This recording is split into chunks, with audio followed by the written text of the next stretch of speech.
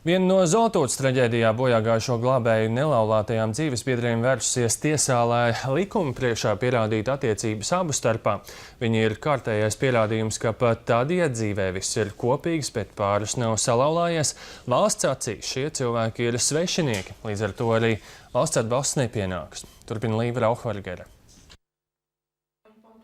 Iveta un Edgars bija pāris 4 gadus, plānoja precēties. Edgars bija glābējs. Viņa dzīvību paņēma pērnā novembra Zolitūdas traģēdija. Pirmajos mēnešos pēc traģēdijas Iveta nedomāja pretendēt uz bojāgājušo tuviniekiem domāto valsts pabalstu. Līdz martā viņa aizgāja uz Zolitūdas biedrības rīkotu tikšanos ar premjeru un ģenerālu prokuroru. Man aizmugurē sēdēja jurista, un viņi man čukstēja, jūs zināt, ka jums ir tiesības, ka jūs, kad ir bijis līdzīgs gadījums un kad jūs varat pretendēt uz daļu no pabalsta. Es nezinu. Es nezināju, jo man visi teica, ka tu nekas neesi un, ko tu? Šonedēļ notika tiesas sēde un spriedums varētu būt zināms novembrī. Tur ir runa par civila laulības faktu, es laikam precīzi nepateikšu juridiski, bet civila laulības fakta konstatēšanu. Tas ir sākumā, kas varētu dot man tiesības tālāk pretendēt uz daļu no šī pabalsta. Valsts ugunsdzēsības un glābšanas dienestā, kam jāpieņem lēmums, kā starp bojāgājušo glābēju radiem tiek sadalītas 100 000 eiro lielās valsts kompensācijas, vēl neņemas atbildēt, vai kopdzīves fakta pierādīšanas gadījumā Iveta saņems daļu naudas. Likumā teikts, ka uz kompensāciju var pretendēt bojāgājušā laulātais, bērni un mazbērni, bet ja tādu nav, tuvākie radi pa augšupējošo līniju, vecāki vai vecvecāki.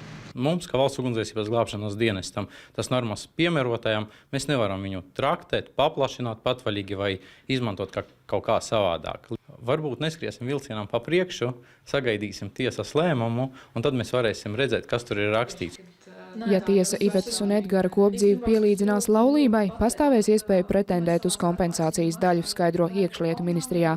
Pēc laupīšanas Jēkabpils spēļu zālē, kad tika nošauts policists, viņa nelaulātajai dzīvesbiedrei izdevās pierādīt kopdzīvi un saņemt daļu no kompensācijas. Toreiz gan tā tika piešķirta ar īpašu ministra kabineta rīkojumu. Ja reiz tiesas ceļā pierādot attiecības, tomēr iespējams valsts atbalstu saņemt vai nesakārtot likumus tā, lai traģēdijas skartajam cilvēkam aiztaupītu tiesu darbus.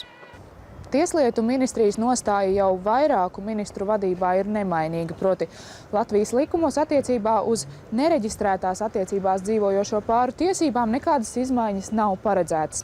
Satversmē noteikts, ka valsts aizsargā laulātus pārus un punkts. Tīri cilvēciski ir žēlsot cilvēku, jo nereti šādas situācijas diemžēl notiek, taču šobrīd ministrijas ieskatā viss valstī šajā ziņā ir sakārtots, proti cilvēki, kas vēlas savas attiecības reģistrēt, to var darīt oficiālā ceļā. Ja gadās šāda situācija, tad viņiem ir instrumenti, proti var vērsties tiesā un šo faktisko kopdzīvi pierādīt, taču šobrīd ministrijas ieskatā veidot kādu atsevišķu reģistru nav nepieciešams. Attiecībā uz atbalstu pārējo 2 Zolitūdē bojāgājušo glābēju tuviniekiem dienests lēmumu jau pieņēmis un nosūtījis iekšlietu ministrijai, taču kompensācija nevienam vēl nav izmaksāta, jo formāli jāgaida gads kopš traģēdijas, kura laikā var pieteikties vēl kāds tuvinieks. Līva Rauhvargere, Pēters Barkevičs, Mārs Jurgensons, Latvijas televīzija.